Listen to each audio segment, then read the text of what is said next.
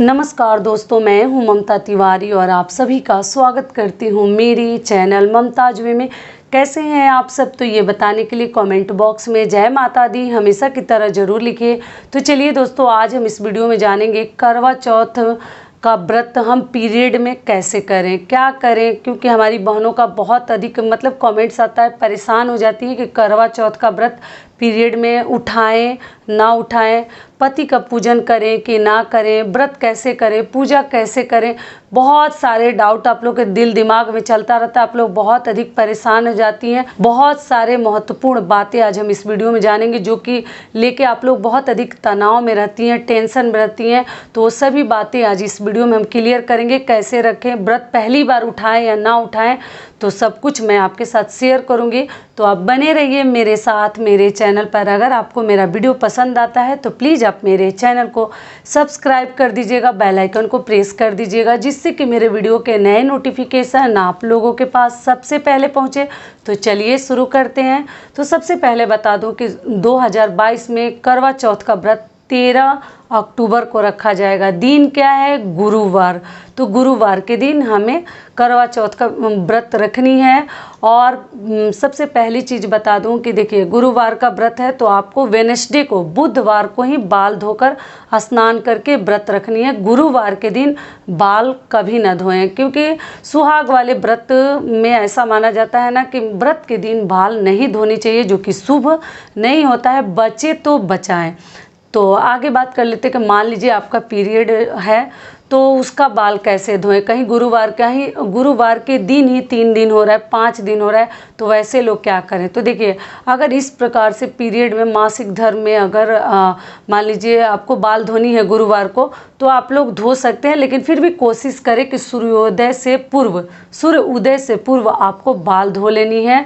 सूर्य भगवान के उगने के बाद कोशिश करें कि ना धोएं, पहले ही धो लें, क्योंकि सूर्य उदय के बाद ही उस दिन को हम गिनते हैं, काउंट करते हैं। तो आप लोग ध्यान रखिएगा और आप लोग पहले ही धो लीजिएगा, लेकिन गुरुवार को धो सकते हैं जिनका पीरियड आया है वो। नहीं तो जिनका नहीं आया वो वेडनेसडे को ही बाल वगैरह धो लें, क्योंकि सुहाग के व्रत में ऐसा माना जाता है ना कि सुहागिन महिलाओं को उस दिन बालों में शैम्पू साबुन नहीं करनी चाहिए, बचे तो बचानी चाहिए। लेकिन ऐसा कुछ इमरजेंसी हो गया, एकदम धोना ही है, तो आप लोग जो है सूर्योदय से पूर्व धो लीजिएगा। और पीरियड वाले लोग धो सकते हैं, ठीक है, उनके लिए छूट है, कोई दिक्कत नहीं, शुद्ध हो सकती हैं। दूसरी चीज़ क्या है कि व्रत कैसे रखें। तो देखिए, पीरियड में आप करवा चौथ का व्रत ना छोड़ें। अगर कंटिन्यू करते आ रही हैं तो एकदम ना छोड़ें। आप कंटिन्यू उसको लगातार रखिए, बीच में आपको व्रत को खंडित नहीं करनी है, क्योंकि ये सब सुहाग वाले व्रत या जितिया हो, तीज हो या छठ पूजा, एक बार शुरू कर दिया जाता है ना, फिर बीच में नहीं छोड़नी चाहिए। जब तक ऐसा कुछ सिचुएशन ना बन जाए, स्थिति ना बन जाए, तो हमें नहीं छोड़नी चाहिए, थोड़ा सा ध्यान रखनी चाहिए। तो आप लोग व्रत रखिएगा, मानसिक रूप से पूजा नहीं करनी है, ठीक है। 5 दिन भी हो गया तो आप करवा माता की पूजा कर सकते हैं, पार्वती जी की पूजा कर सकती हैं, लेकिन शिव जी और गणेश जी को आपको नहीं छूनी है। समझ में आ गया? उनको टच ना करें, स्पर्श ना करें, लेकिन जो देवी हैं, देवियों की पूजा आप लोग कर सकती हैं, ठीक है। पीरियड में 5 दिन हुआ है, तब पूरी तरह ठीक हो गई हैं तो आप लोग पूजा कर लीजिएगा। ऐसे अगर नहीं ठीक है तो आप मानसिक रूप से पूजा कीजिएगा और किसी से पूजा करवा लीजिएगा, जो ही आपकी सखी सहेली है या अपने पति से भी। पति लोगों को तो उतने विधि विधान से नहीं आएगा, लेकिन कोई महिला है जो आपका हेल्प कर देगी तो उनसे करवा लीजिए। अगर नहीं है तो थोड़ा बहुत पति से ही, जो ही उनको ढंग आएगा, आप थोड़ा बहुत पूजा करवा दीजिएगा। उतने विधि से नहीं भी करेंगे फिर भी आपका कार्य हो जाएगा, ठीक है। जो ही घर में उनसे हेल्प ले लीजिएगा। अगली चीज़ क्या है कि दीदी, पीरियड में क्या पति का पूजन कर सकते हैं? तो जी हाँ, चंद्रदेव को अर्घ मत दीजिएगा, क्योंकि पीरियड में नहीं दिया जाता है, लेकिन अपने पति का पूजन कर सकते हैं। पति को तो स्पर्श कर ही सकते हैं, उनको तो छू ही सकते हैं, तो उनकी पूजा आप करके उनका आशीर्वाद ले लीजिए। पति से बड़ा कौन देवता है? देवता तो सभी बड़े हैं, लेकिन हम महिलाओं के लिए हमारे पति से बड़ा देवता कौन है?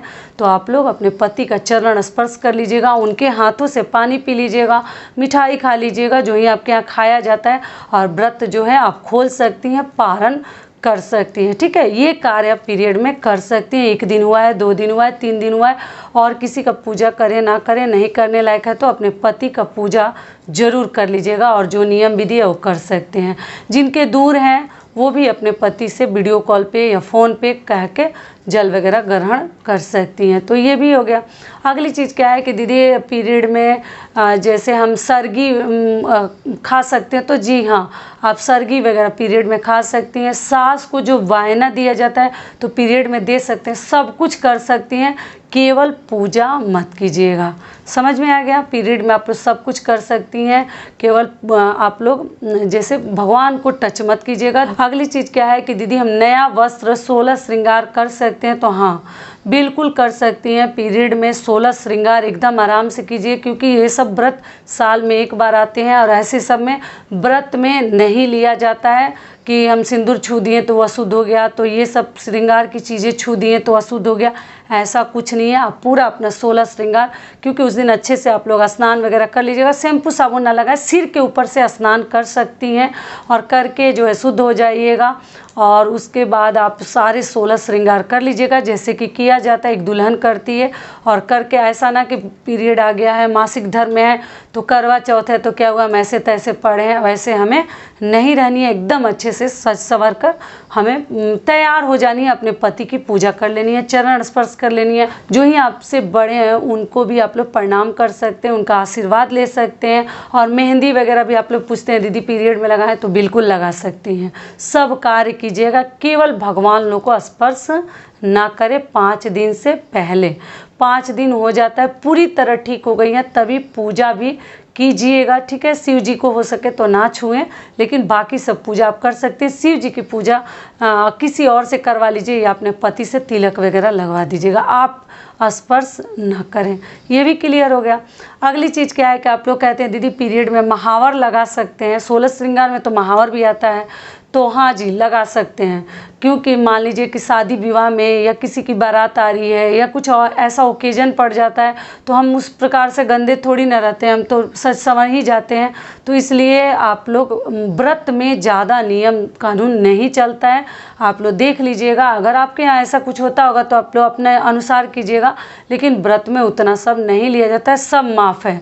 व्रत में अगर हम उतना सब लेके चले तो व्रत ही नहीं कर पाएंगे। तो इसलिए आप व्रत में आराम से हर कार्य अपना कर सकती हैं, सच संवर सकती हैं, आप पति का पूजन कर सकते हैं, बड़ों का आशीर्वाद ले सकती हैं। भोजन वगैरह भी कोई बनाने वाला ना हो तो आप बना सकती हैं, और भगवान को मिठाई वगैरह भोग लगा दीजिए। अगर भोजन का भोग नहीं लगानी है तो इस प्रकार से आप लोग पीरियड में भी करवा चौथ का व्रत कर सकती हैं। कथा सुन सकती हैं, पढ़िएगा मत, उसके पुस्तक को स्पर्श ना कीजिए, किसी से सुन लीजिए, मतलब कोई कह रहा है तो सुन लीजिए। ऐसे मैं कथा डालूंगी करवा चौथ के लिए, तो आप लोग सुन लीजिएगा, क्योंकि व्रत में हम आराम से कथा भी सुन सकते हैं और सभी कार्य करेंगे, केवल पूजा नहीं करेंगे। सारी बातें समझ में आ गई पीरियड को लेकर। और ये पूजा ना सामूहिक किया जाता है, बहुत सारी महिलाएं मिलके एक साथ करती हैं। तो मान लीजिए कि वो महिलाएं शुद्ध हैं, सही हैं, तो आप उनसे स्पर्श ना हो। ऐसा ना कि उनको जानकारी नहीं है और फिर आपसे उनका थाली है या चीज़ सामान है, पूजा की चीज़ें हैं, या आपसे उनका स्पर्श हो रहा है, तो उनको दोष नहीं लगेगा, आपको दोष लगेगा। तो इसलिए अगर इस प्रकार से आपका है तो थोड़ा सा उनसे दूरी बना कर रखें, उनसे मतलब अपने आप को टच ना कराएं, स्पर्श ना कराएं, बच के रहें, क्योंकि आपके द्वारा उनका भी सब अशुद्ध होगा तो फिर आपको दोष लगेगा। तो बच के रहिएगा। सामूहिक पूजा कर रही है, तब अकेली कर रही है तो कोई बात नहीं, आपको तो करना ही नहीं है। आप लोग दुखी मत होइएगा। देखिए हर महिला के साथ ये सब चीज़ें हैं, तो बहुत सारी लड़कियां दुखी हो जाती हैं, दीदी मेरा ऐसे हो गया, ख़राब हो गया तो नहीं कर पाए, कोई बात नहीं। और पहली बार, देखिए पहली बार भी एक बता दूं, आप लोग कहते हैं दीदी पहली बार पीरियड में व्रत उठा सकते हैं, बिल्कुल उठा सकते हैं।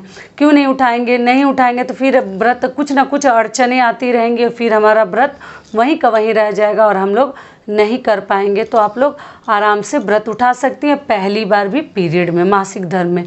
क्योंकि कब मलमास अगले साल हो सकता है, तो मलमास भी लग सकता है, 2 मास जिसको बोलते हैं हो सकता है। तो इसलिए इस साल आप नया व्रत एकदम आराम से उठा सकती हैं। नॉर्मल है तो भी उठा लें, पीरियड में है, मासिक धर्म है, तो भी आप लोग उठा सकती हैं। चिंता बिल्कुल मत कीजिएगा कि कैसे उठाएं, क्या करें ना करें, आराम से उठा सकती है। हर महिला के साथ है और ये सब चीज़ें नेचुरल हैं, किसी के बस में नहीं है। तो ज़्यादा टेंशन वगैरह ना लें। ज़्यादा टेंशन लीजिएगा ना तो बहुत दिन पहले का टाइम मतलब बहुत आगे का रहता है, फिर टेंशन लेने की वजह से जो हो जाता है। तो इसलिए घबराएं ना, टेंशन ना ले, जो होगा सो देखा जाएगा। ठीक है, समझ में आ गई सारी बातें। तो यही सब मासिक धर्म को लेकर सब महत्वपूर्ण बातें थी जो मैं आप लोगों के साथ शेयर कर दी। आशा करती हूँ, उम्मीद करती हूँ कि इस वीडियो से आप लोग को बहुत अधिक लाभ मिलेगा। फिर मिलती हूँ एक नए वीडियो में, तब तक के लिए नमस्कार। स्वस्थ रहिए, सुरक्षित रहिए और जहाँ कहीं भी रहिए खूब खुश रहिए। आप सभी को हैप्पी करवा चौथ इन एडवांस।